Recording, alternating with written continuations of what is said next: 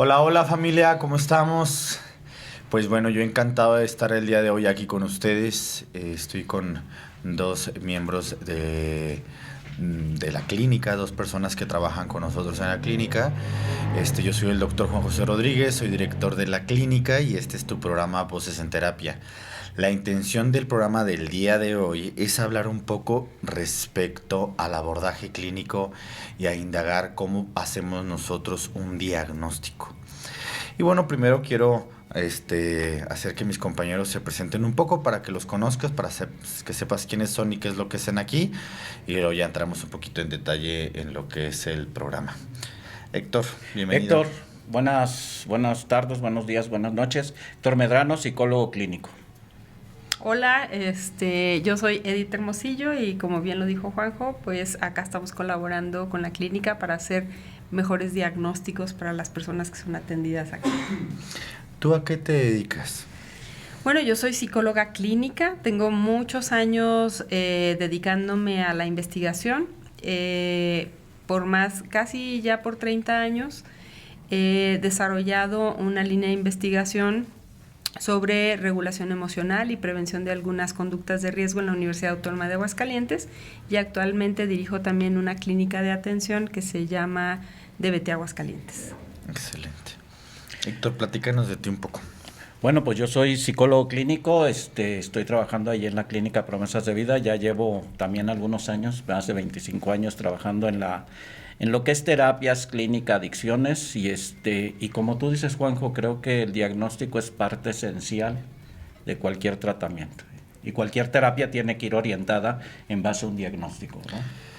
Sí, porque, a ver, vamos tomando, sacando la hebrita. ¿Y por qué es la importancia? Creo que en el tratamiento, bueno, nosotros nos dedicamos al proceso de rehabilitación de adicciones, que es nuestro fuerte, ¿no? En la clínica Promesas de Vida. Exacto. Tú, Edith, tienes otro abordaje y tienes otras áreas de investigación y de trabajo, pero colaboras con nosotros por el perfil que tienes para poder ayudar a hacer lo que son las evaluaciones. Pero bueno, esa es mi percepción. Cuando hablamos de psicología, quizás la mayoría de las personas, bueno, no sé, mi percepción tal cual, es pues un consultorio, ¿no? Ir a un consultorio de un psicólogo que está en tal oficina o en tales lugares, en la sala de su casa, etcétera, y van a psicoterapia. Y entonces tú vas y contratas a ese terapeuta, te lo recomienda una amiga, lo buscas por internet, te pasan el teléfono de un contacto, lo ves en redes sociales, lo ves en TikTok y bueno, le mandas un mensajito, le llamas por teléfono, vas a su consultorio y llegas al lugar, o mandas a tu hijo, o mandas a tu papá, o mandas a tu pareja, ¿no? O van de parejitas y van a psicoterapia. Y de repente, pues empiezas a platicar. Y le empiezas a decir, pues mira, es que mi situación es esta y esta y esta y esta, y me pasa esto, y me siento así con mi cuerpo, y me siento así con mi dinero, y me siento así con mis relaciones o algo, ¿no? Ok. Entonces estamos llegando a psicoterapia. Y bueno, pero por ejemplo, de repente no vemos que pues obviamente en la área de la psicología, pues hay muchas aplicaciones que obviamente no me voy a meter en todo eso, pero pues nos podemos ir a la psicología industrial, nos podemos ir a las organizacional, perfiles psicológicos en el área de lo penal o forense, educación, hay infinidad, ¿no? Exacto, ¿no? Cuando hay una demanda o una situación de los niños y un sinfín. Ok. Entonces, vamos haciendo más corto este tema. Pero cuando nosotros llegamos a este tipo de procedimientos y de atención, creo que la mayoría de los pacientes, ¿sí? O consultantes, no saben que nosotros, como profesionistas del área de la salud, porque luego también es medio chistosón, porque de repente a los psicólogos o nos perciben o no como miembros del área de atención de la salud, ¿no? Uh-huh. De repente... Era muy difuso, sí. Sí, nos pueden ver como un amigo, una persona con la que puedo platicar. El que da consejos. Exacto, ¿no? Es que me lo pidieron en el kinder porque el niño estaba gritando mucho y pues me dijeron que lo llevara a la psicóloga. Pero de repente la gente o las personas pueden divagar o pueden tener una idea media confusa de que realmente qué es lo que nosotros hacemos y que esto, aunque pues sí tiene que ver con el arte y tiene que ver con un manejo de percepciones y ciertas habilidades de nosotros como terapeutas, pero sí es una ciencia. Es una ciencia, completamente una ciencia, y yo creo que el que dediquemos un tiempo para hablar de la importancia que tiene hacer una buena evaluación, para que podamos darle una respuesta que al mismo tiempo combine la complejidad científica, pero la sencillez del lenguaje común y cotidiano, y poderle transmitir a nuestros pacientes o a los familiares de nuestros pacientes por qué tienen una mala relación con el dinero o con su cuerpo o con las personas, por qué no puede dejar de tomar alguna sustancia, o mejor aún, que ese diagnóstico, esa evaluación nos pueda decir cuáles son las mejores formas en que como familia podemos actuar para ayudar a nuestro familiar, a nuestro ser querido, tanto durante el tiempo de internamiento como una vez que egresa del internamiento. Fíjese que, bueno, yo viendo y trabajando un poco en clínica, he escuchado pues, durante el tiempo que muchos pacientes van con el psicólogo, con el psiquiatra, y no hay un diagnóstico. O sea, te dicen, es que está tomando este medicamento, es que le dijo que no hiciera esto, y cuando uno pregunta en la clínica que llegan, bueno, ¿y qué diagnóstico se dio? O una imagen diagnóstica, y pareciera que a nosotros los facultativos en esto nos da como, mejor no digo. Claro. Y la voy llevando así como dicen, ¿no? Pues voy platicando y todo eso, pero pasa un año con el psicólogo y todavía no tienes un diagnóstico. Sí. Ese es, yo creo, el parteaguas de tener un buen diagnóstico a partir de elementos como las pruebas psicométricas, claro, la entrevista clínica. Hay infinidad de estudios. A veces la persona puede tener hasta un problema de salud que está influyendo en eso, y el psiquiatra y el psicólogo jamás se dieron cuenta. Ustedes están tocando una realidad y están haciendo comentarios respecto de estas importancias que la familia de repente no ve, y que bueno, cuando elegimos o cuando yo me doy cuenta, porque bueno, estoy en todo y nada en la clínica, ¿no? Entonces también estoy en el área como de ventas y de marketing y de atención al público. Pues me doy cuenta que cuando una persona empieza a buscar un centro de rehabilitación, la mayoría de las personas se fijan en las instalaciones. Sí, claro. O sea, que estén bien bonitas y que estén bien bonitas, ¿no? Y que tengan acá esto y esto y esto y lo otro, ¿no? Entonces ya con eso, y creo no solamente las personas, porque creo que justamente como la familia ni el paciente saben realmente como hacia dónde va esto. Exacto. O sea, hacia dónde va el procedimiento, pues realmente creen que es ir a un hotel. Exacto. Entonces, pues te vas a un hotel en donde estás cómodo para que duermas bien, para que comas bien, exacto, para que no te aburras, pero luego dejamos muy, muy lejos para lo que realmente se supone que una persona ingresa a un centro de rehabilitación, que es el tratamiento. El tratamiento. Sí, y no podría haber tratamiento si no hay un diagnóstico de una enfermedad, ¿no? O de una condición en la persona. Sí, llámese diagnósticos o llámese, hace ratito lo decías, una buena evaluación de cuál es la situación.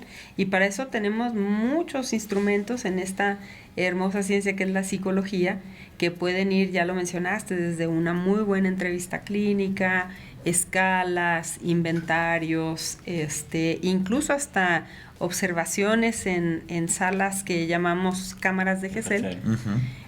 Pero sí es muy importante partir de hacer una muy buena evaluación de la situación o de las conductas problema que tienen nuestros pacientes. Exacto. No es todo, sí es un factor importante que las instalaciones estén agradables, al final de cuentas. Que coman bien y todo eso. Sí, que esté bien cuidado y que haya un buen trato adentro y que el personal esté calificado, el de apoyo técnico y demás. Y que haya una agenda importante de actividades, no solo para que no se vaya a aburrir, sino porque forma parte de la terapia ocupacional. Eso es importante, pero como bien dices, Juan José, lo más importante es que tu familiar reciba el tratamiento más efectivo. Efectivo, exactamente. que le ayude realmente no a pasar una buena estancia. La estancia dentro del internamiento simplemente va a ser un regulador, un catalizador, pero lo importante viene cuando salga de ahí. Exactamente. El tratamiento es lo importante. Fíjate, yo quisiera nada más hacer un punto, y es tan importante este tema porque unos pueden decir, bueno, ¿y eso por qué? Yo creo que el 90% de las familias que llegan con un paciente con nosotros, ni ellos saben lo que están buscando. No, claro. O sea, llegan Sí, eso es muy común. y yo siempre les digo, ¿qué es lo que pretende para su paciente? O al paciente le dices, ¿para qué llega hasta aquí? Te pueden decir, pues es que quiero regresar con mi novia, quiero dejar de tomar o quiero hacer algo, pero en realidad no saben ni a qué están yendo o tú como familiar para qué lo estás llevando. Desde allí tenemos que partir, ¿no? Esa información que vamos a darle a los familiares y al mismo paciente. Y forma parte de la evaluación, forma parte de la evaluación de diagnóstico, saber hasta dónde de verdad tienen conocimiento o conciencia de lo que quieren lograr con el internamiento, lo que quieren lograr, pues ya no digamos con el tratamiento, porque ahorita vamos a hablar de la importancia de un tratamiento y de la importancia de evaluar bien en un tratamiento. Pero forma parte de eso, porque de verdad llegan sin saber qué quieren y cuando medio saben te dicen, es que no quiero seguir tomando, no quiero seguir consumiendo drogas, todo es el no quiero. Y como yo siempre le digo a mis pacientes, mira, si yo te digo, no quiero ir a Guadalajara, al final de cuentas no sabes a dónde quiero ir. Exacto. No te da información de qué es lo que quieres alcanzar, de cuál es el lugar al que tú quieres llegar. Solo sé que no sabes, no quieres ir a Guadalajara. Entonces, desde ahí también empieza la valoración de qué tanta conciencia se tiene de la problemática que se está viviendo, qué tan consciente se es de hacia dónde se quiere llegar y luego de los compromisos que van a adquirir para llegar ahí, porque tampoco es mágico el tratamiento. Sacrificio, ¿no? Que tienes que hacer porque sí, tampoco no es es mágico. así de que llegaste a la clínica, comiste bien y sales ya con el objetivo que buscabas, ¿no? Es que si bien, bueno, yo ahorita los estoy escuchando, me puedo imaginar cuando yo voy con un médico o cuando voy con alguien relacionado en el área de la salud, pues creo que quizás, no sé, no tengo la información exacta de lo que tengo, ¿no? O sea, por ejemplo, cuando si tengo gripe, si tengo una infección o si tengo algo, la verdad es que no lo sé. Yo voy con el médico y le digo, me siento mal. Comúnmente cuando va un consultante a una atención médica o psicológica, lo voy a poner más en la situación del médico porque creo que es como lo más una común buena y lo más analogía. forma de entenderlo, ¿no? Pero que al fin y al cabo es lo mismo, o sea, yo voy sin tener un conocimiento sobre lo que me está sucediendo y entonces, bueno, el médico quizás lo primero que va a hacer es una entrevista y una exploración física general en donde va a haber signos y síntomas para ver cuáles son estos signos o cuáles son estas características para ver en qué empata, ¿no? Con un diagnóstico. Pero en sí la persona en ocasiones no lo sabe. Yo quiero hacer una diferenciación.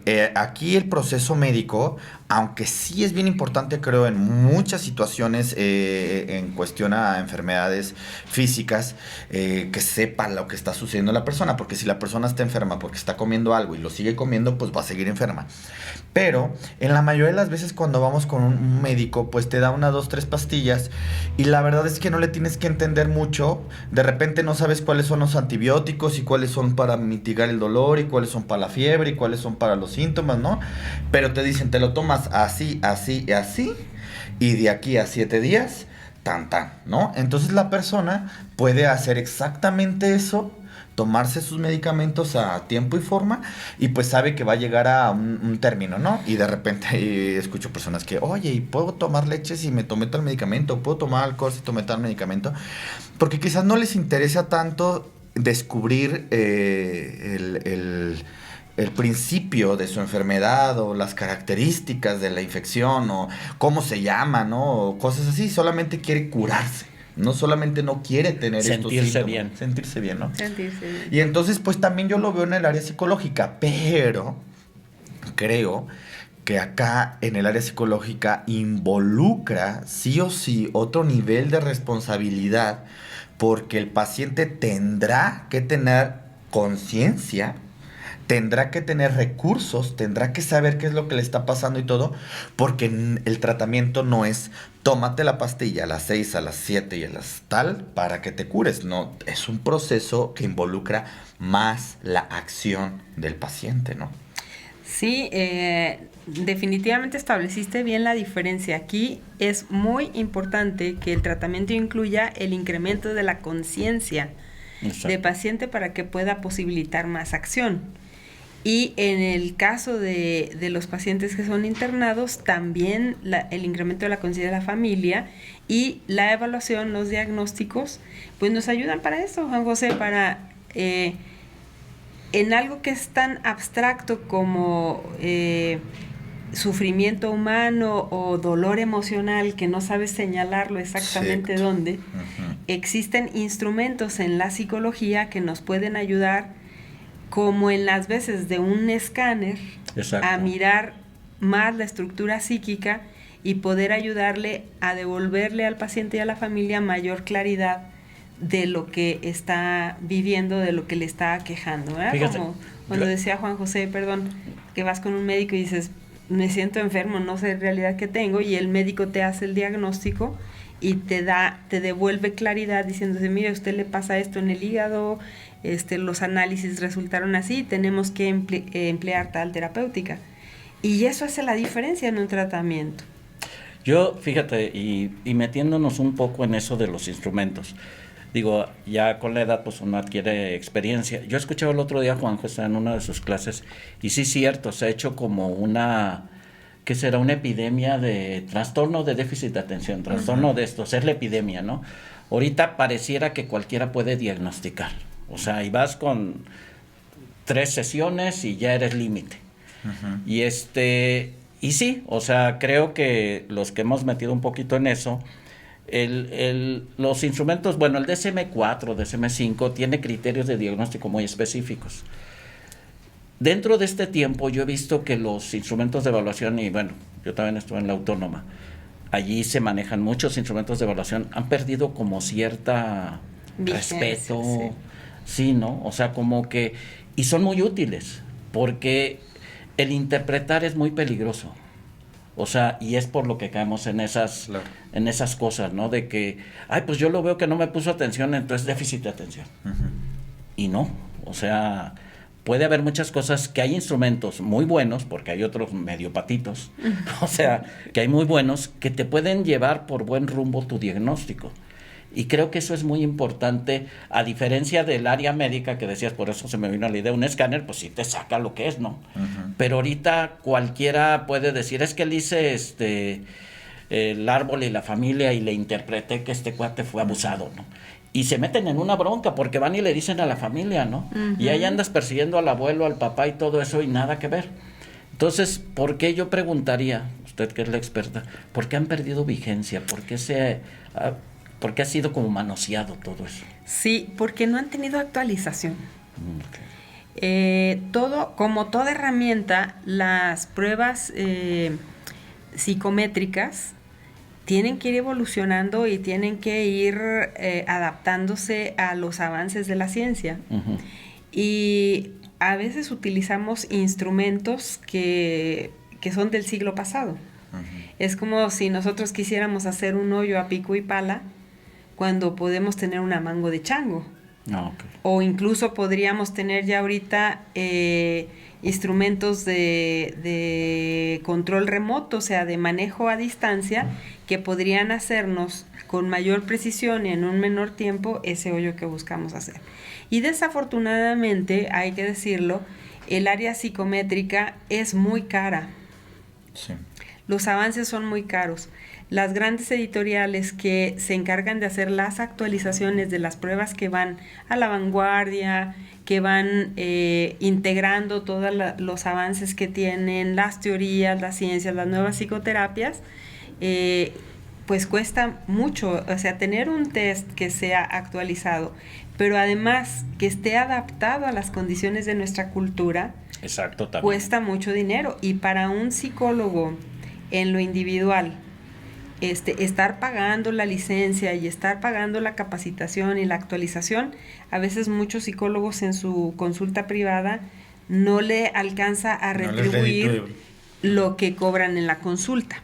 Y entonces tienen que utilizar otros métodos de evaluación que no digo que no sean útiles, pero que están un poquito retrasados y pueden caer en errores de confiabilidad, en errores de validez. Entonces, el principal problema es la falta de actualización y el desfase que hay con las teorías. Miren, por ejemplo, ahorita hace un momentito mencionabas el DSM-4 y el DSM-5.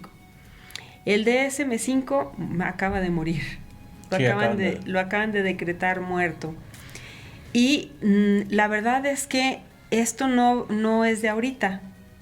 Ahorita ya lo acaban de decretar muerto, pero tiene unos 25 años, para ser exactas, a principio de este siglo, en los años 2000, que se empezó a hablar de las teorías contextuales y de entender la conducta y de entender los problemas y los síndromes psicopatológicos en un continuo, no por cajoncitos separados. ¿Por qué? Porque la investigación empezaba a decir que no tenías en el consultorio alguien que puramente tenía síntomas depresivos. Empezaba a hablar del trastorno mixto que tenía malestar depresivo más ansioso. Y en temas de personalidad el problema estaba peor, porque en temas de personalidad decían el trastorno de la personalidad clúster A, clúster B, clúster C, y luego tenías el trastorno límite y el trastorno esquizotípico y el trastorno dependiente, y tenías un... Yo lo entendí porque sí estaba algo familiarizado con eso. Se empezó a buscar ya como los espectros, ¿no? El espectro autista, el espectro de la personalidad. Y sí, obviamente un trastorno de personalidad narcisista tiene rasgos histriónicos, y tiene rasgos límites. Y sí, el DSM-5 te quería fuerzas sacar a una persona, que es donde viene la crisis esa de que pues todos son límite. Exacto. O sea, tienes 3 datos de límite y lo demás te importa. Es así. Quiero hacerles como para que las personas que nos están viendo tengan como contexto de lo que estamos hablando. Cuando tu paciente entra, quizás el objetivo principal, y más en un centro de tratamiento de rehabilitación de adicciones, que no nos especializamos en esto, más no solamente aceptamos este tipo de usuarios, porque nuestro nivel de atención va hacia otras áreas, ¿no? Y bueno, ahorita también voy a hablar de contexto de la comparación a otros centros de tratamiento. Entonces, pues pensamos que la situación tiene que ver con el alcoholismo, ¿no? Entonces, lo que nos decía la doctora es que no solamente vamos a tener una persona con un diagnóstico encasillado, sino que vamos a tener una persona en su continuo del ser, ¿no? De lo que soy yo. Y entonces, el día de hoy, donde estoy parado, ¿qué es lo que está alrededor de mí que tiene que ver conmigo? Con la cuestión de las sustancias, que tiene que ver conmigo, con la cuestión de la relación de pareja, que tiene que ver conmigo, con la cuestión de la depresión y la ansiedad, y esto, ¿no? Entonces, no solamente estamos tratando el que deje de tomar, ¿no? Porque hace poquito yo estaba hablando de situación de estrategias de cambio, en donde se piensa que de estar tomando a dejar de tomar es un solo paso, ¿no? Exacto. Como si fuera solamente un paso. Que es cuestión de voluntad. Sí. Ese día decides dejar de tomar y... Sí, o sea, es como si esto, ¿no? O sea, y de hecho, en consulta privada, yo cuando me dedicaba a la consulta privada, y no sé qué tan raro era para las familias o para el mismo usuario, yo les decía, yo en esta sesión no te voy a pedir, por favor, que me digas que vas a dejar de tomar. Es más, ni siquiera vamos a hablar de que vas a dejar de tomar. Porque no es como si vinieras con la Virgen, ¿no? Y que ya te juro que voy a dejar de tomar ahorita. Claro. No, porque justamente después vienen procesos de ansiedad en donde yo ya te dije a ti que no voy a tomar, y entonces, como sí voy a tomar, lo que voy a hacer es o dejo de ir contigo o te miento. Entonces, si la persona empieza con esa idea de que pues a cualquier persona le puedes decir que deje de tomar. Hay un proceso y hay un tratamiento. Y por lo que les estoy entendiendo, al momento de evaluar a un paciente de forma más profunda, es no solamente darnos cuenta de si esa persona tiene un problema con la cuestión de la bebida, ¿no? Sino un sinfín de trastornos que puede tener la persona, que claro que pueden llegar a asociarse con el consumo de la sustancia. Pues es que el consumo de la sustancia, bueno, ahora digo, los que hemos trabajado en eso, es la punta del iceberg, es el síntoma de un trastorno generalmente de personalidad. Generalmente, digo, eso es lo que yo he notado, aunque sí hay trastornos ansiosos y de depresión y eso, pero no existe el adicto puramente, ¿no? O sea, toma porque me gusta, pues claro, dejas de tomar. Lógicamente hay un proceso de trastorno, un trastorno psiquiátrico, emocional, psicológico, que está antes de eso. Si yo no resuelvo eso, la persona va a salir al mes, 3 meses, 6 meses, 1 año y va a volver a querer lo mismo. Sí, porque nada más te estás dedicando al puro consumo de la sustancia. A contenerlo. Sin mirar el consumo de la sustancia, cómo está relacionado en todo el contexto, la historia de la persona, en la manera en cómo se lleva la familia. Exacto.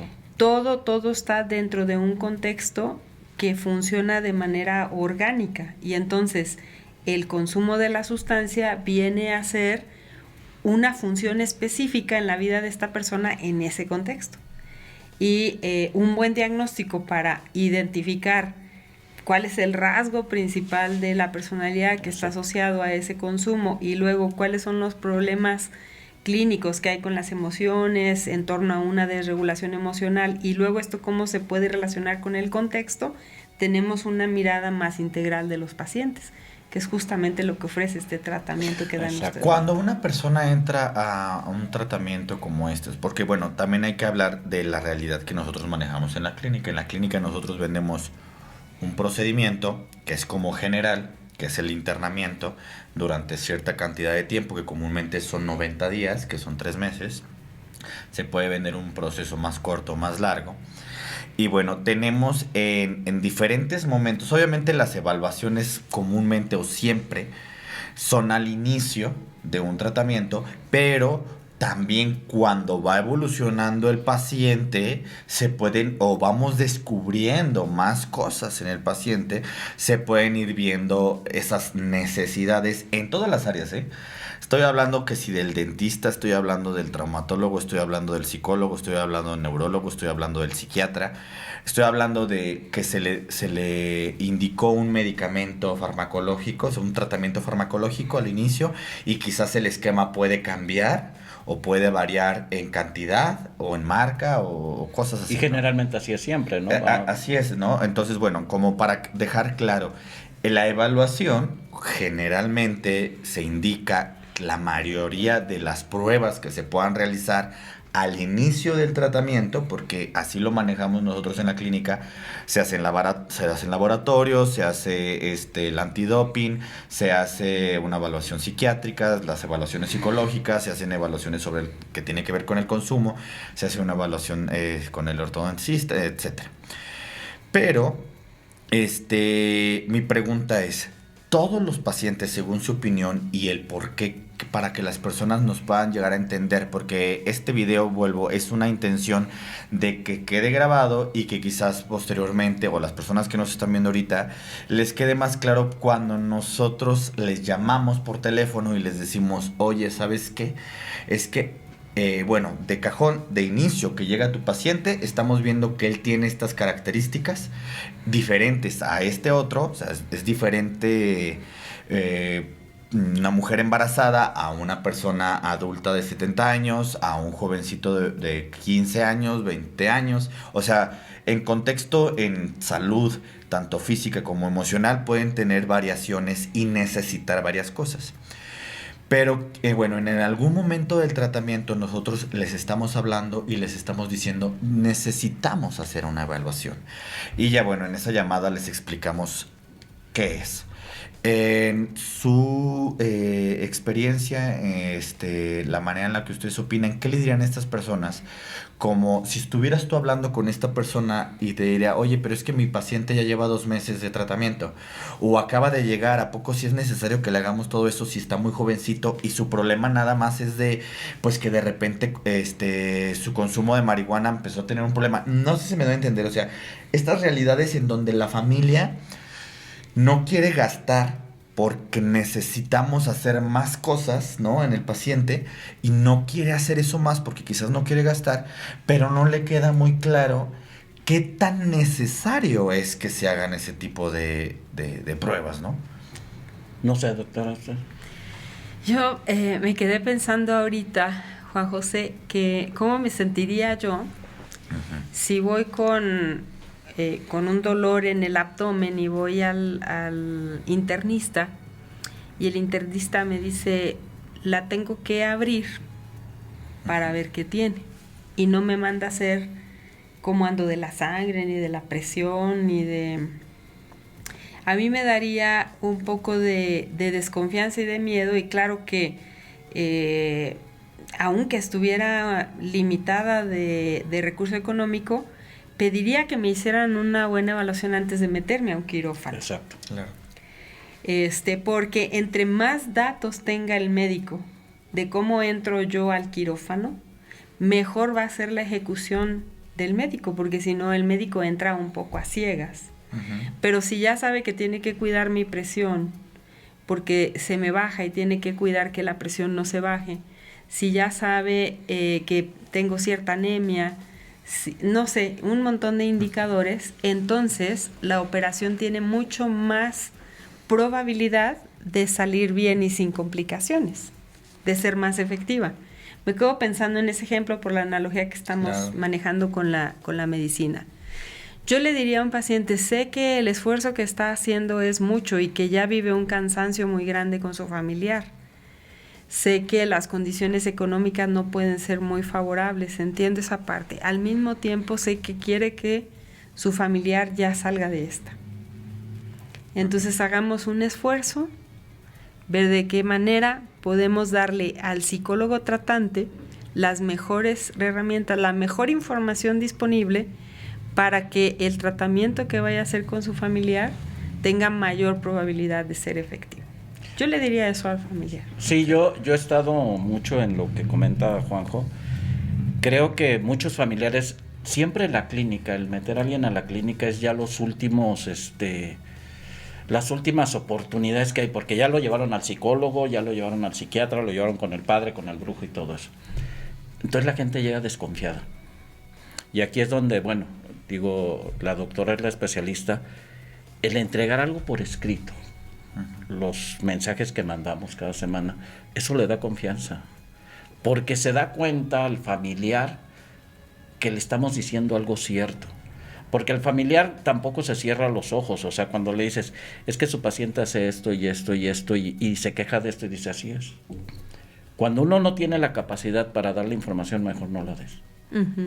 Y es cuando te tienen la confianza, así como el doctor, ¿no? Que te dice, en el escáner salió que tiene esto, hay que operar, adelante. Entonces nosotros sí es necesario que demos una información certera, confiable. Por eso a veces, y yo hacía referencia a esos instrumentos de evaluación que han quedado en desuso, pero cuando llega uno y aquí está la información. Entonces tú ya le pasas la bolita al familiar, ¿no? Yo te estoy dando la información, es tu decisión. Claro. Y si por alguna razón tú dices que no, ya no quedó en mí. Fíjate que yo tuve una experiencia cuando trabajaba como terapeuta, o sea, yo tenía mis pacientes y los atendía. Y me sucedió algo. Yo atendía a la familia en consulta, para trabajar sobre el sistema familiar. Y el paciente estaba en una clínica, no, en ese tiempo yo estaba más chavito, no tenía una clínica, yo trabajaba para una clínica. Entonces, la esposa del señor constantemente en consulta se quejaba mucho sobre el dinero, ¿no? Y sobre lo desgastada que había estado por el alcoholismo de su esposo, por situaciones en que las cuestiones laborales y las cuestiones de salud y que si la casa ya necesitaba ciertas reparaciones. Y de hecho me acuerdo que me llegaba a decir, se me queda muy grabado, que me llegó a decir, no, la otra vez fuimos a hacer la despensa y no, pues tuve que comprar galletas de esas de animalitos y cosas así, ¿no? Y pues, aunque pues, seguíamos en el procedimiento, recuerdo que en la clínica solicitaban un electroencefalograma para el paciente para ver ciertos daños, ¿no? Pero era costoso. Entonces yo nunca le dije a la señora. Yo nunca le dije que necesitaba un electroencefalograma a su esposo. Porque pues el tratamiento se estaba llevando con normalidad. La verdad es que no estaba en una situación crítica como médica, no corría el riesgo la vida del señor, o sea, no lo iban a operar de nada, o sea, simplemente era para tener más información para poder hacer un buen tratamiento dentro, ¿no? Pero dentro de mí yo sentía como que ya era mucho y que la señora estaba muy gastada. Y no le dije nada. Ya te había convencido, ¿no? La señora Cuando llega la señora por el señor, ya a la salida de su tratamiento de, creo que fueron 60, 90 días, no recuerdo muy bien. Pues ya le estamos dando los documentos de salida y las indicaciones de salida. Y en una de las indicaciones era, pues, tratar de hacerle el estudio, ¿no? Que se le había solicitado. Y bueno, no, pero ¿cuál estudio le solicitaron? Sí, pues le habían solicitado un electroencefalograma.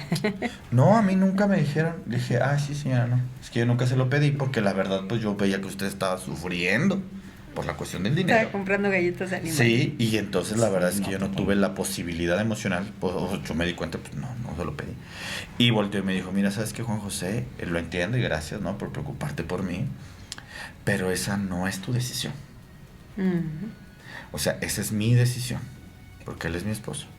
Y yo sabré si pido prestado, vengo, voy, hago demás. Pero yo hubiera dicho si sí o si no podía hacerle el estudio. Entonces a mí me quedó muy claro y le dije, tiene toda la razón. Y por eso, y eso te estoy hablando de que eso sucedió hace, no sé, 15 años, no sé, hace ya un buen rato. Sí, más o menos, 13 años. Entonces yo dije, ¿sabes qué? No, el tratamiento que yo voy a ofrecer lo que necesite el paciente. La familia decide. Y la familia decide.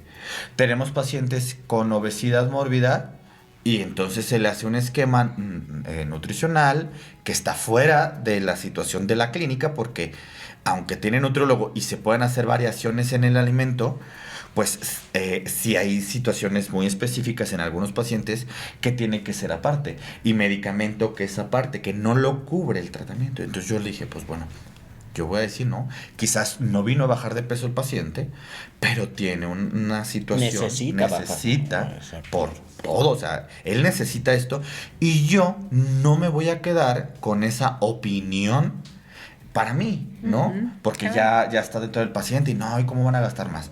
Yo le voy a decir tal cual lo que necesita el paciente. Y ya la familia valorará y tú dices, le paso la bolita. Y sí, yo haré responsable a la familia de que si no se están haciendo ciertas valoraciones, no se están haciendo ciertos procedimientos, pues evidentemente pudiéramos llegar a tener otro resultado, ¿no? O más ambiguos o no con tanta eficacia, ¿no? El tratamiento. Sí, claro. Es que la idea fundamental es esa, que la familia pueda decidir hasta dónde puede y quiere ayudar al familiar y ponerle uno, a ver, este es el tratamiento, el ideal. Uh-huh. Y de ahí usted dígame qué es lo que quiere y necesita. Y esto es lo elemental. De todas maneras se le va a atender bien y puede ser muchísimo mejor con todos estos aditamentos. Que también, ahorita se me vino a la cabeza, no quiere decir que más sea mejor. Claro. Porque también está muy indicado. O sea, también nosotros evaluamos al paciente Claro. y justamente eso de hablar de las diferenciaciones de cada persona que tiene características diferentes, yo no necesito hacerle toda una serie de procedimientos a una persona que no lo necesita, ¿no? En cuestión al tiempo de internamiento, ¿no? Porque también me ha pasado, por ejemplo, ahorita cuando vi que le hacías así en tus manos, me acordaba porque me acordé de también otro paciente que desde que llegó me dijo 1 año de tratamiento. Y dije, no, a ver, espérate. No es necesario, o sea, si se necesita quedar 1 año, se queda 1 año, no hay ningún problema. Pero no es necesario que ahorita, porque estás emocionalmente activo, estás enojado con tu hijo, o algo está pasando que quieres o representa la idea de 1 año. No tenemos la necesidad de hacerlo. Podemos hacer un contrato de 3 meses, que es lo que comúnmente nosotros sugerimos, y a partir de ahí nosotros podemos ir viendo las necesidades del usuario para saber si el paciente ya está en un marco de disposición distinta, ya hay avances, ya hay evoluciones. Es más, y es muy adecuado decirlo, saber si nosotros somos la institución adecuada para el usuario, claro, y si tenemos los alcances necesarios y si tenemos las herramientas necesarias para que ese paciente tenga la solución con nosotros, o si necesitamos hacer una referencia solamente en una evaluación quizás externa, ¿no? Exacto. O una referencia tal cual en todo el tratamiento, ¿no? De nosotros no podemos atender a este paciente. También me pasó hace no mucho con una paciente, yo literal le dije a la familia, le dije, mira, yo te lo puedo atender. Era una chica que tenía otros desórdenes mentales, pero ya necesitaba estar en una habitación sola, con cuidados especiales 24 horas al día. La chica era una chica muy grande y generaba agresión a los usuarios, a los enfermeros y bueno, etcétera. Yo le dije a la mamá, le dije, ¿sabes qué? Sí la puedo atender, pero de verdad te va a salir muy caro. O sea, no te conviene atenderla conmigo y yo no puedo darte otro precio porque a mí me sale caro atender a tu hija. Entonces yo te sugiero mejor que tú contrates o compres una casa con estas condiciones, en donde tú le puedas dar este tipo de calidad de vida a tu hija, en donde tú contrates este tipo de profesionistas que la vayan estando evaluando y la vayan dando continuidad. Le dije, porque conmigo va a generarte un gasto excesivo, ¿no? Y también es verdad. Bueno, quiero pasar a que nos expliques un poco sobre lo que tú haces, cómo se llama la prueba que haces, qué es lo que mide y cómo lo podemos aplicar. Yo te iré haciendo preguntas, no sé, la idea es la misma, seguir platicando, pero un poquito ya a saber qué es lo que nosotros estamos ofreciendo. Sí, bueno, lo que yo hago básicamente es colaborar con esta iniciativa de darle una mejor atención a los pacientes que ingresan a Promesas de Vida, favoreciendo una prueba, se llama Inventario Multiaxial Clínico Multiaxial de Millon, que se basa precisamente en los fundamentos teóricos de Theodore Millon, con unas actualizaciones que hace Grossman y que se basan, para su época fue muy visionario, se basan precisamente en aspectos contextuales de un continuo de elementos que pueden estar configurando la problemática del paciente. Lo que hace esta prueba básicamente es generar información a partir de unas preguntas que los pacientes contestan, afirmaciones a las que dicen ellos si son verdaderas o falsas para ellos, y a partir de esto identificamos patrones de personalidad en un rango, identificando cuáles pueden ser los más dominantes.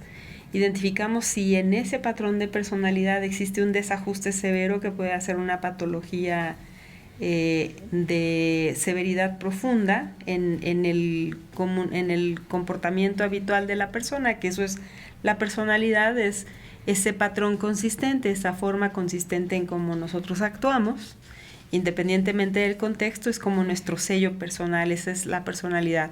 Y cuando esta forma consistente de actuar no se adapta a los contextos y no nos permite ser funcionales como adultos, entonces se dice que hay un desajuste, una desadaptación, que algunas personas le llaman patologías graves, severas. Entonces, lo que tratamos de identificar es si en este modo consistente de actuar los pacientes que ingresan tienen algún indicador sobresaliente de un modo consistente muy desadaptado, muy desajustado, que además se pueda cruzar o combinar con algunos otros síntomas clínicos comúnmente conocidos como depresión, ansiedad, consumo y algún otro indicador neuropsicológico que nos pueda hablar de posibles neurodivergencias presentes que matizarían también el resultado de un desajuste severo de personalidad, porque alguien que tiene un espectro autista o un espectro de atención o que haya sido probablemente maltratado en la infancia, se le da una lectura matizada a el aspecto dominante de personalidad que muestra la prueba. Y eso básicamente tiene un alcance en dos sentidos. El primer sentido es poder darle al psicólogo tratante un panorama muy minucioso de cuál es la constitución psíquica del paciente y a la familia brindarle información accesible, muy entendible, muy digerible de qué es lo que le está pasando a su familiar y cuáles son algunas recomendaciones que a partir de esos resultados se les hacen para hacer mejor su relación durante el internamiento y definitivamente mejorar su relación después del internamiento. Fíjate, yo quería allí comentar algo, doctora, es muy importante para las familias y digo, ahorita que lo estás explicando un poco complejo, quería nomás así quitarle un poquito de eso para que lo entienda la familia. Dentro de los trastornos adictivos, que es la gran mayoría que tenemos, yo soy un pensador, esta es una opinión mía, de que el trastorno de personalidad o el síndrome que hay de personalidad siempre está atrás de un trastorno adictivo. ¿Por qué es importante esto para la familia? Creo que es demasiado importante, porque yo tengo un esposo, un hijo narcisista, y no necesariamente es un trastorno narcisista, pero tiene factores y todo eso. Si yo no identifico eso, y lo identifico dentro de una familia que el narcisista ya también dañó a la familia y la familia está un poco enferma de eso, o el histriónico, el que se va a suicidar, etcétera, y la familia ya vive con el Jesús en la boca. Entonces, si yo no le doy a la familia una información de esas y al paciente y hacerles ver que no es nada más que deje de tomar o no es nada más que ande deprimido, ansioso, sino que tengo que llegar al fondo, que es ese espectro que podemos manejar. Hay espectros, hay trastornos esquizoides, ¿no?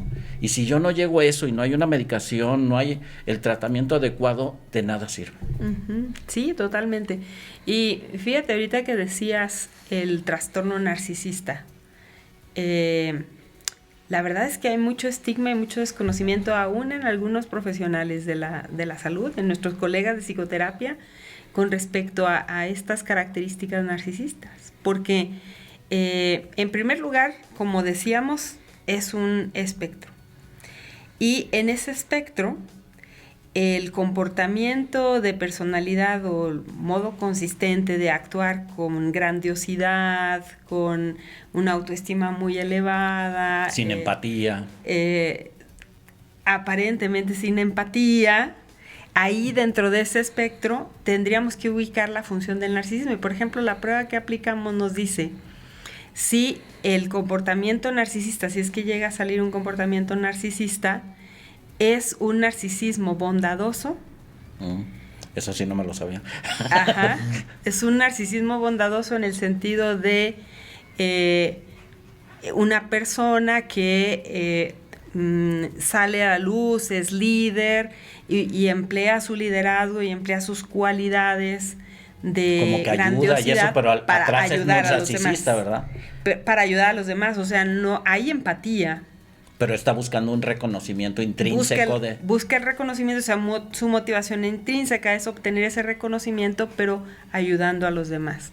Y está el otro, que utiliza este modo narcisista de actuar como un mecanismo de defensa, porque en el fondo está tan fracturado su autoconcepto, su autoestima, cree que es una persona muy mala que debe de ocultarlo a toda costa. Entonces utiliza la grandiosidad y todos los aspectos de narcisismo como una barrera defensiva para no dejar ver que en realidad se siente el ser más despreciable del planeta. Exacto. Y entonces la prueba nos ayuda a distinguir cuando nos sale un rasgo narcisista, detectar estas características, porque luego de repente decimos, ese es un narcisista porque le gusta salir en las revistas, en la televisión y siempre está tomando la voz y le gusta ser protagonista y todo. No podemos encasillar a todos de esta manera, sino que hay matices. Fíjate, nomás quiero es que esto me interesa mucho para las familias, bueno, yo que trato mucho con familias. Estos narcisistas, y más el que estás comentando, el bondadoso. Sí. A veces yo veo que las familias vienen, la señora sobre todo del esposo narcisista o viceversa, viene la esposa o el esposo deshechos, vienen tronados, el familiar, y no saben por qué. Y es que están conviviendo con un narcisista desde hace 10, 15 años. Ajá. Y hasta que tú les muestras, es que esto está pasando porque el narcisista tiene ese gran poder de hacer sentir mal al otro sin que el otro se dé cuenta. No sé si me explico. Sí, claro. Y la mujer puede estar viviendo un infierno en casa, digamos, por ponerlo a la esposa o el esposo, y no sabe ni por qué, porque no puede ni reclamarle porque ni lo conoce. Entonces creo que esto es muy importante porque en el momento en que tú le dices al familiar, mire, hicimos estas pruebas y esta es la persona. Exacto. Y tú no tienes la culpa de ser esa mujer que no merece ni ser amada, ni tener relaciones sexuales, porque el narcisista sabe trabajar muy bien todo ese aspecto, que tenemos muchos allí, ¿no? O sea, ese es parte de tener ese diagnóstico. Es un perfil que comúnmente sale con el consumo de sustancias. Exacto. Con el abuso de alcohol o con la dependencia a cualquier sustancia. Es un perfil de personalidad que es muy común encontrar, pero hay que hacer la distinción.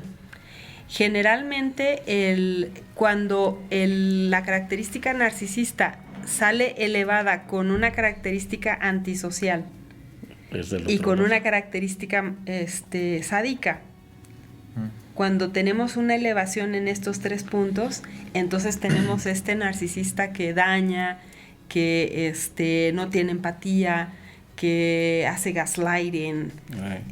Y ya sería un aspecto también de personalidad antisocial. O sí, sea, ya estaría entrando. Raya entonces tendría como aspectos o rasgos de cada uno, ¿no? Exactamente, pero esa otra grandiosidad que muestra empatía y que ayuda a los demás y todo, también es un rasgo narcisista, pero cumple una función completamente distinta. Es una persona que es segura en su autoestima, que sabe que tiene valor y que además tiene características para salir adelante y liderar para ayudar a otros. Hasta el día que fracasa y se viene para abajo y empieza a consumir. Puede suceder eso, ¿no? Claro.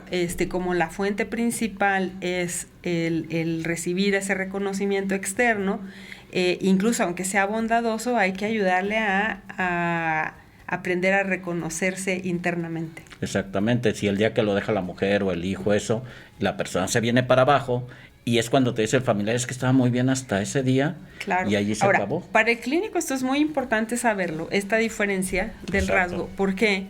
Porque si tienes una elevación de la personalidad, en la prueba, estoy hablando de la prueba, sí, que tenemos altos puntajes de un espectro narcisista con un espectro de sadismo y además antisocial, el pronóstico y la severidad tenemos que ir con menos confrontación, tenemos que ir con otro estilo terapéutico para Exacto. ir adentrando, para ir derribando su barrera y que se vaya dando cuenta que en realidad se percibe como un ser roto y despreciable y ayudarle a recomponer desde las raíces. Yo estoy aprovechando. Otra pregunta rapidísima.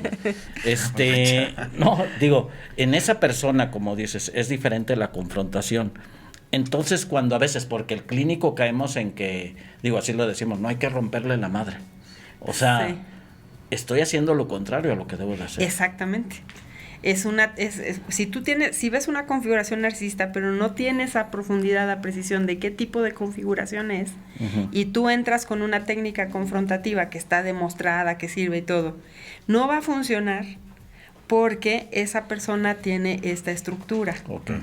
Y además nos va a tratar de engañar porque está a lo mejor bajo un internamiento forzado y lo que quiere es salir de ahí, y es muy hábil para hacernos creer a los psicoterapeutas, y sobre todo pues si no es experimentado, yo sé que con usted no pasa, pero alguien que es nuevo, que no es tan experimentado en este tipo de configuraciones de personalidad y síndromes clínicos, pues se lo lleva de calle.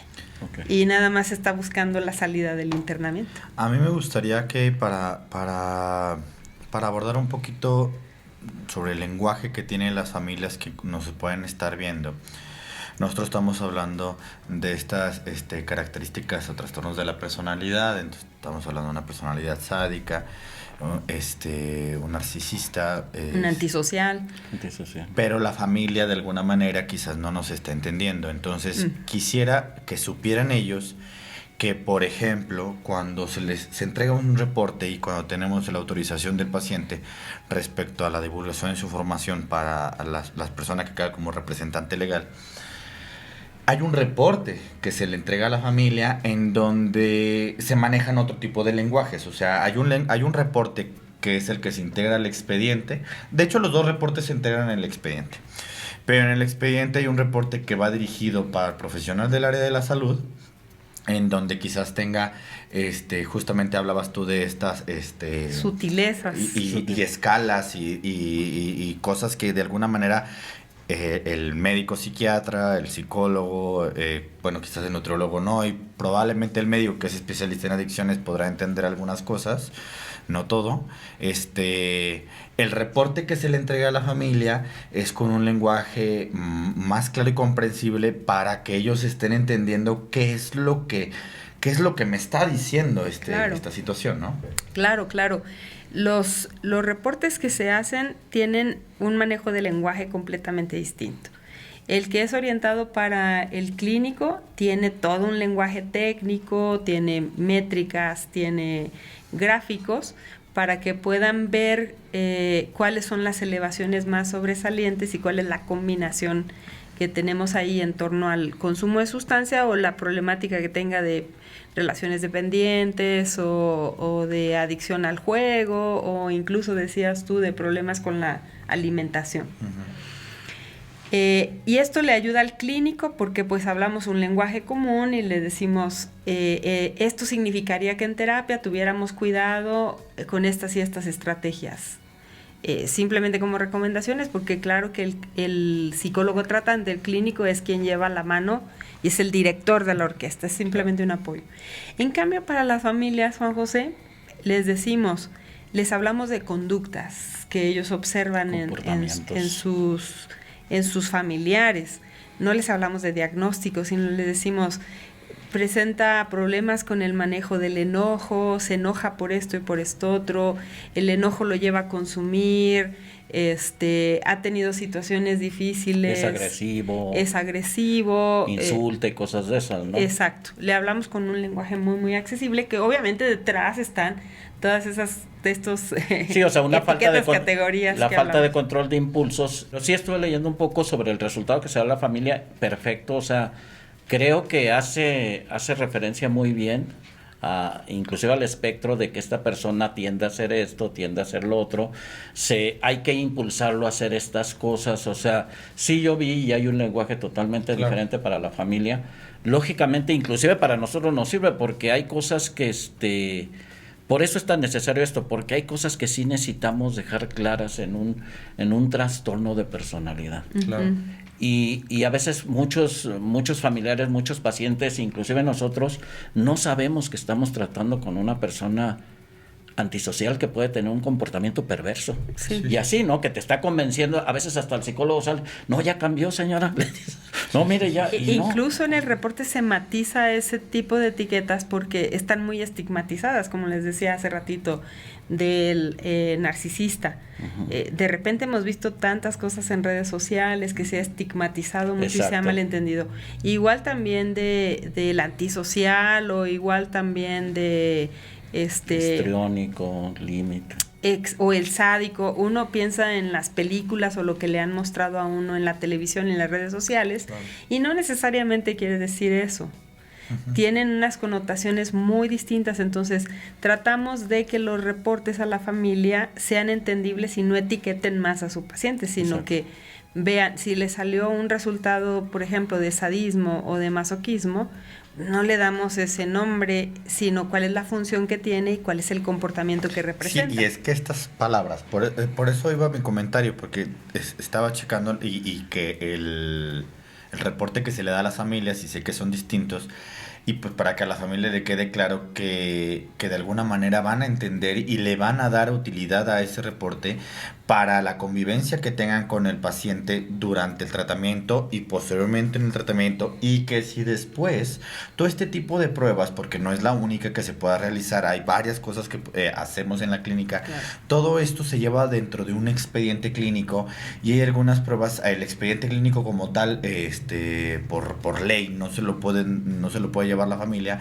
solamente es de la institución, pero sí pueden tener ciertos reportes y sí pueden tener ciertos resumen que después en atención clínica posterior con su psiquiatra, con su psicólogo o en algún otro centro de atención que puedan necesitar, este tipo de reportes sí o sí le van a ser de utilidad, Claro. ¿no? O sea, claro que sí puedan tener como una cierta vigencia para algunas cosas necesarias, pero realmente esto se puede utilizar hasta en situaciones de juicios y demás, que también ese es otro contexto.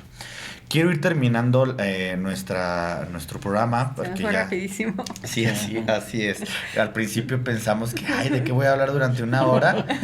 Y se nos va Hombre. como agua entre las Sí, manos. sí.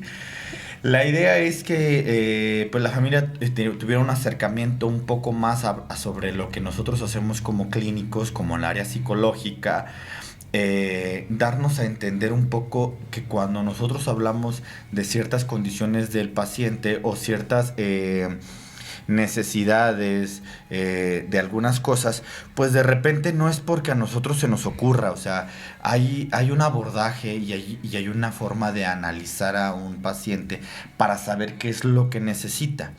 También uno de los comentarios que quería mencionar es que creo que en México el 90% de los centros de atención no son especializados en el tratamiento de adicciones. Exacto. Realmente la mayoría de los centros de rehabilitación de adicciones, si tú te pones a preguntar en los centros de atención, el dueño comúnmente es una persona que en algún momento fue adicta y se le ocurrió abrir un centro. Y aunque de verdad no tengo nada en contra de ellos, porque hay muchos adictos en México y hay mucha población que necesita del tratamiento y que tiene diferentes extractos sociales y diferentes características, son necesarios, ¿no? Son necesarios. Todos los centros de atención son necesarios. Pero sí es importante mencionar que de esto de lo que estamos hablando, ni una palabra se menciona en el 90% de los centros de atención, y me estoy yendo bajo.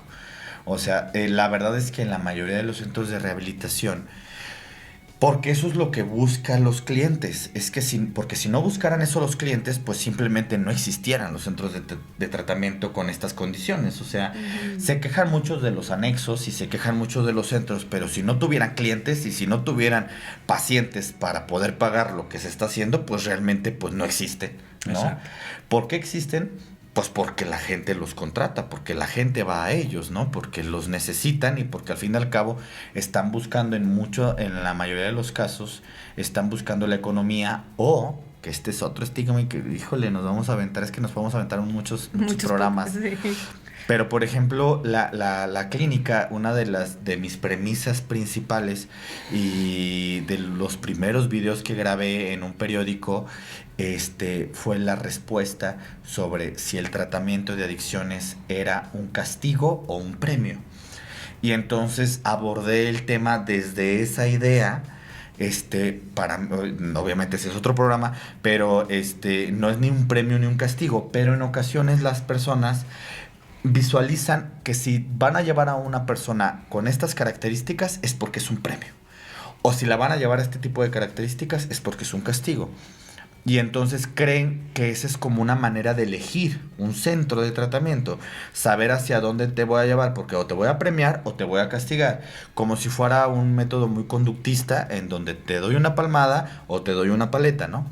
Entonces, es muy profundo, o sea, hablar de adicciones, es quizás también mis objetivos de este programa que ya llevamos, creo que este es el capítulo 50, y una manera de acercarnos a las personas es que se den cuenta que esto no es solamente una situación de voluntad, esto no solamente es de ir a pedir, a jurar, esto no solamente es de una situación de brujería, o no es una situación de tómate una pastillita.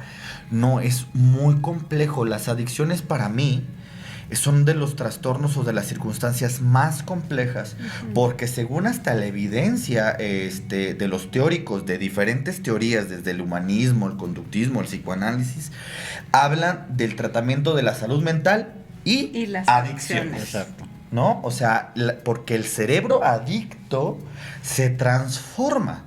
Entonces, no estamos hablando de personas normales. Ya desde que una persona tiene estas características y aparte le está metiendo una sustancia, y aparte depende de la sustancia y la cantidad del tiempo que se está consumiendo y demás, hace las situaciones muy complejas. Uh-huh. Y para el clínico es un gran desafío.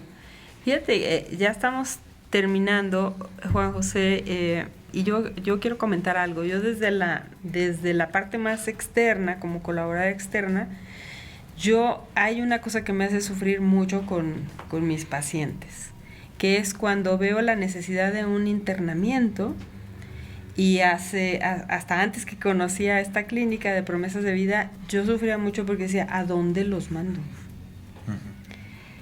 Porque es una responsabilidad muy grande como psicóloga tratante, ver que tu paciente necesita un internamiento, que ya ambulatoriamente estamos limitados para seguir avanzando y se necesita un tratamiento ya con mucho más contención. Y yo no he encontrado en Aguascalientes, había tenido muchas malas experiencias con algunos lugares, y decía, incluso tuve que referir, antes de conocerles a ustedes, a pacientes a Guadalajara. Exacto. La clave es el tratamiento. Tú me dices, bueno, las instalaciones también en algún sentido cuentan, pero no, yo le quiero decir a la familia que cuando decidan o cuando necesiten que su familiar tenga un internamiento, investiguen qué tratamiento se les da y cómo es el tratamiento, más allá de las instalaciones, más allá del costo. Yo diría, sí, claro, la cuestión económica es muy importante, y a veces las familias viven situaciones muy críticas. Salvando esto, o sin menospreciar que esto pueda ser un gran reto, el gran reto es que el familiar se recupere. Exacto. Porque recuperándose se va a recuperar también la situación económica. Busquen el tratamiento, busquen que los psicólogos tengan experiencia, que estén capacitados, que estén actualizados y que les ofrezcan realmente un tratamiento innovador, eficiente y muy actualizado. Y hoy por hoy, pues sí, yo tengo la tranquilidad de que si uno de mis pacientes necesita un internamiento, pues tranquilamente puedo mandarlo a promesas de vida. Gracias. Héctor, para finalizar. Pues finalizando eso, ¿no? Creo que es muy importante dar ese diagnóstico certero. Creo que hay que utilizar los instrumentos de evaluación, los famosos test, y hay que explicarle bien a la familia por qué, en sus palabras. Eso creo que es esencial, y tú lo dijiste. Y si no puedo decirles, como cualquier doctor, me ha tocado como psicólogo, oye, ¿sabes que yo no puedo allí? Claro. Eso es para tener la confianza. Claro. Pues bueno, familia, me encantó haber estado con ustedes, estando platicando. Recuerden que este programa va a estar disponible en YouTube, va a estar disponible en Spotify, y se graba, y bueno, ahorita estamos en vivo, pero ya después la próxima semana va a estar disponible en esas plataformas. Compartan el video si les agrada lo que están viendo, compártanlo, ustedes compártanlo. En algún momento las personas empiezan a identificar el programa y se quedan con nosotros, y es bueno, al fin y al cabo la información es buena, y me ha tocado mucho que hay familiares que me dicen, yo me he puesto a ver todos los programas del podcast como si fuera como una tarea, y de repente de verdad sí les funciona. O sea, obviamente hay programas más padres, hay otros más de más desmadre, hay otros más intensos, hay otros más de llanto, hay otros más técnicos. Hoy nos pusimos muy técnicos. Pero de alguna manera todo esto, una persona que está viviendo un proceso de rehabilitación o una familia que tiene a otra persona acá adentro, estar viendo esto les sirve de acompañamiento en el tratamiento, y va entendiendo muchas cosas y va tomando mejores decisiones. Entonces, bueno, me encantó estar con ustedes. Hasta luego. Bye.